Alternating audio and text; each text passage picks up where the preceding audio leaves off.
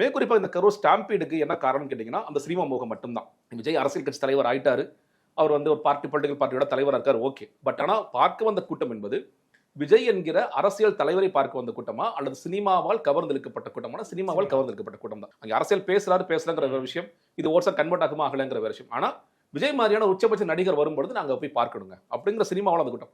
அப்ப இந்த மாதிரியான ஒரு கூட்டத்தை நீங்க ஏன் சேர்க்கிறீங்க மறுபடியும் அதாவது உங்க உயிரை பணைய சேர்க்கிறீங்க. ஓகே, உயிரை போனாலும் பரவாயில்ல, நான் உயிரை பணைய வச்சு பார்ப்பேன். எவ்வளவு நெரிசல் ஏற்பட்டாலும் பரவாயில்ல, என் குழந்தைகளை கூட்டிட்டு போவேன், என்னோட வீட்டில் இருக்க பசங்களை கூட்டிட்டு போவேன், என் மனைவியை கூட்டிட்டு போவேன் அப்படின்னு நீங்க போற இடம் இருக்கு இல்லையா, அது ரொம்ப ஆபத்தாக மாறிட்டு இருக்கு அப்படிங்கிறதா அவர் ஒட்டுமொத்தமா சொல்றார்.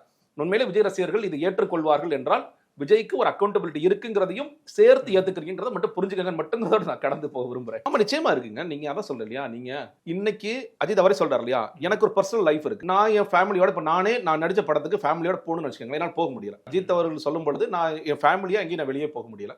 இன்னும் சொல்ல போனா ஊடகங்களுக்கு பேட்டி கூட கொடுக்க முடியல. நான் என்னோட ஃபேன்ஸ் மீட் எல்லாம் நடத்த முடியுமா, நடத்தவே முடியாது. நீங்க அந்த அளவுக்கு சினிமா பிம்பத்தால நீங்க ரொம்ப அதிகமாக கவரப்பட்ட ஆட்களாக நீங்க மாறிட்டு இருக்கீங்க. அது தேவையில்லை.